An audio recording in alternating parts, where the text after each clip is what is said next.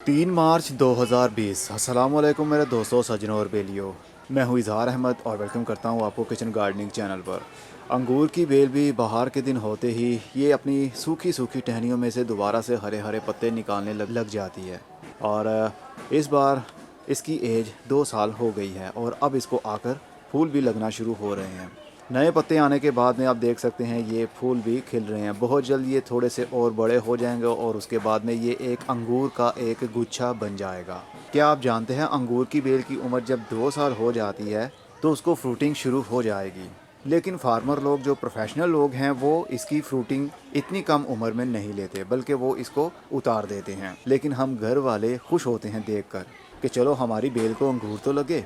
इसकी मैंने 3 कलमें लगाई थी जनवरी के महीने में, जबकि थोड़ा सा पहले मुझे लगा लेना चाहिए था। लेकिन जनवरी के महीने में तकरीबन 15 जनवरी से 25 जनवरी के बीच में मैंने 10 दिन का मुझे टाइम याद है कि मैंने 3 कलमें इसकी काटी थी और अपने यहाँ पर लगा दी थी। यहाँ पर ट्रेज़ रखी हुई थी जिसके अंदर मैंने गुलाब की कलमें भी लगाई थी।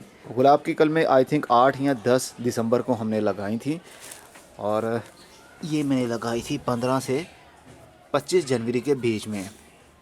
ये कलम बिल्कुल ही सूखी हुई थी, तो अब देखिए इसकी शूटिंग शुरू हो चुकी है। ये सोनिया बेल थी, इसकी ग्रोथ भी शुरू हो गई है, ये देखिए। और इसको अब कली भी लगना शुरू हो गई है, ये कलियां लग रही हैं सोनिया बेल को। बारीक बारीक सी थिन सी कलमें थी इनकी, बारीक सी टहनियाँ थी, इनकी ग्रोथ शुरू हो गई। ओके, चलिए इसको निकाल कर देखते हैं अंगूर की बेल को। एक कटिंग को मैंने कटिंग ग्रोइंग मीडिया के अंदर लगाया था, लेकिन ये यहाँ से तो सूख गई, लेकिन रूट लेवल से नीचे से ही इसकी ग्रोथ बढ़ गई। इसकी रूटिंग नीचे से शुरू हो गई होगी और यहाँ से एक टहनी बन गई। अब देख सकते हैं इसके ऊपर से ग्रोथ शुरू हो चुकी है। ये वी शेप की कलम थी, इस तरह की कलम थी जो कि मैंने मिट्टी के अंदर दबा दी और ये वाली तो चल नहीं पाई और ड्राई होगी, लेकिन इस वाले की ये वाले की रूटिंग शुरू हो गई और ये अब एक ब्रांच बन रही है। और दूसरी कलम ये देखिए जनाब, ये कलम तकरीबन 8 से 10 इंच थी, जो कि आधी मैंने 6 इंच मिट्टी के अंदर दबा दी और तकरीबन 6 इंच से 5 इंच ये मिट्टी के बाहर है और इसकी ग्रोथ भी शुरू हो चुकी है। नए पत्ते आ गए हैं इसके। ये है थॉमसन वैरायटी। थॉमसन एक ऐसी वैरायटी है अंगूर की जिसके अंदर बीज नहीं बनता, सिर्फ फ्रूट ही बनेगा, इसके अंदर बीज नहीं बनेगा। अंगूर ही अंगूर, गुच्छा मुंह में डालिए और खा जाइए, बीज चबाने की भी आपको परेशानी नहीं होगी। और तीसरी कलम थी, वो अभी तक चल नहीं पाई है। हो सकता है ये चल जाए, लेकिन इसको हमें छेड़ना नहीं चाहिए। मैंने 2 को मिट्टी के अंदर लगाया था और 1 को मैंने कटिंग ग्रोइंग मीडिया के अंदर लगाया था। कटिंग ग्रोइंग मीडिया के अंदर भी कलम चल गई, मिट्टी के अंदर भी कलम चल गई। इसका मतलब दोनों में आप कलमें लगा सकते हैं, नरम लकड़ी वाली भी और सख्त लकड़ी वाली भी। अंगूर की बेल गर्मी के दिन में ही ग्रोथ करती है, जितनी इसको धूप मिलेगी इसकी ग्रोथ उतनी ही ज़्यादा बढ़ेगी और ये सितंबर के महीने तक स्टिल ग्रोथ करती ही जाएगी। इतनी ज़्यादा ये बढ़ जाएगी कि आपकी पूरी छत, आपका पूरा टेरेस कवर कर सकती है। लेकिन फार्मर लोग फ्रूटिंग लेने के लिए ऐसा नहीं इसको करने देते, इसको इसके हाल पर छोड़ा नहीं जाता। लेकिन हम घरों में खुश होते हैं जब बहुत ज़्यादा टहनियाँ होती हैं, बहुत ज़्यादा पत्ते होते हैं, तो हमें बहुत खुशी मिलती है कि हमारी बेल देखो कितनी बढ़ गई है। ये देखिए ये दरवाज़ा लगा हुआ पॉलीथीन का, इसके दूसरी साइड पर टहनियाँ ही टहनियाँ हैं और सूखी सूखी टहनियों में से दोबारा से नई जान आ गई है। और एक गुच्छा इस साइड पर ये देखिए, ये भी लटक रहा है। आप इसके आगे भी ये देख सकते हैं, यहाँ से भी इसको छोटी सी कली लग रही है। बहुत जल्द ये बड़ी होगी और ये अंगूर की सूरत ले लेगी। फ़िलहाल मैं इसको उतारूंगा नहीं, मैं फार्मर लोगों की तरह नहीं करूंगा, बल्कि मैं देखना चाहता हूं इसको जो फ्रूट लगेगा क्या वो वाकई ही में थॉमसन है, मतलब वो सीडलेस है या नहीं। क्योंकि जब मैंने ये ख़रीदी थी इसकी कीमत थी 450 रुपया। ये बिल्कुल छोटी सी कलम थी, जिस तरह मैंने अभी आपको दिखाई है उसी तरह की एक कलम थी। तो 450 रुपये की 2 साल पहले मुझे मिली थी और उसको मैंने अपने इस क्यारी के अंदर लगा दिया था। अब आकर उसको फ्रूटिंग शुरू हुई है 2 साल के बाद और अब हम देखना चाहते हैं, चाहे इसको एक अंगूर ही क्यों ना लगे, पता चल जाएगा कि ये सीडलेस था या नहीं और ये मीठा भी है या नहीं। नवंबर के महीने में मैंने इसकी हार्ड प्रूनिंग भी कर दी थी, मतलब ये बेल बहुत ही बड़ी थी, अपने इस टेरेस के ऊपर थी। जब मैंने अपना ये पॉली हाउस ऊपर से बंद करवाया तो सारी की सारी मैंने ब्रांचेस काट दी थी, मोटी मोटी 2 ब्रांचेस ही छोड़ी थी।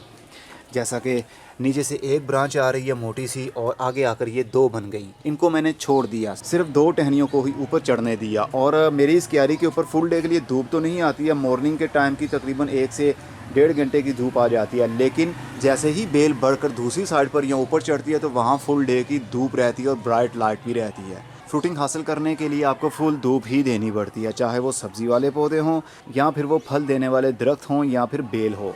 फुल धूप मिलेगी तो ही उनको फ्रूटिंग होगी। इसको अभी तक कोई खाद नहीं दी है, वैसे ही ये क्यारी के अंदर लगी हुई है।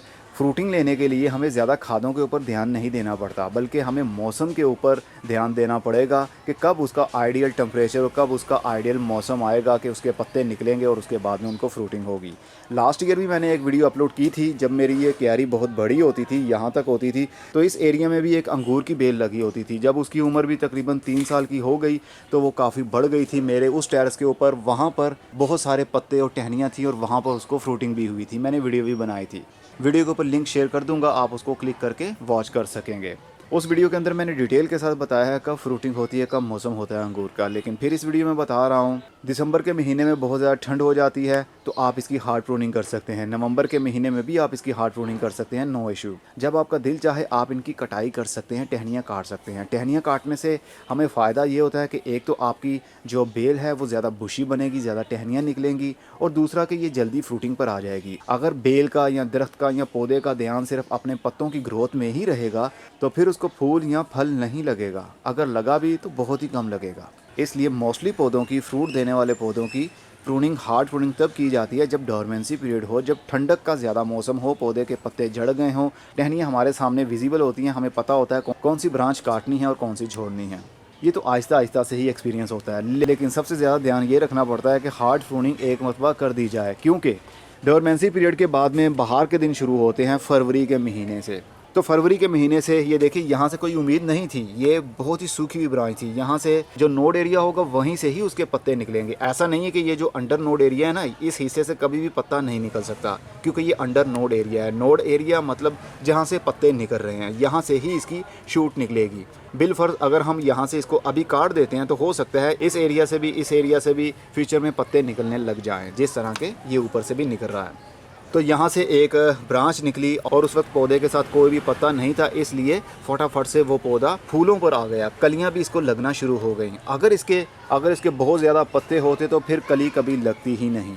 फल देने वाले जितने भी दरख्त हैं, चाहे वो अखरोट हो, अनार हो, बादाम हो, पिस्ता हो, अंजीर हो, कोई सा भी दरख्त हो जो फल देने वाला है, उसकी हार्ड प्रूनिंग हम करते हैं दिसंबर के महीने में या नवंबर के महीने में भी कर सकते हैं, ताकि बहार के दिन आते ही वो कलियों पर आ जाए, फूल लग जाएं और उसके बाद उसके अंदर से फ्रूटिंग भी शुरू हो जाए।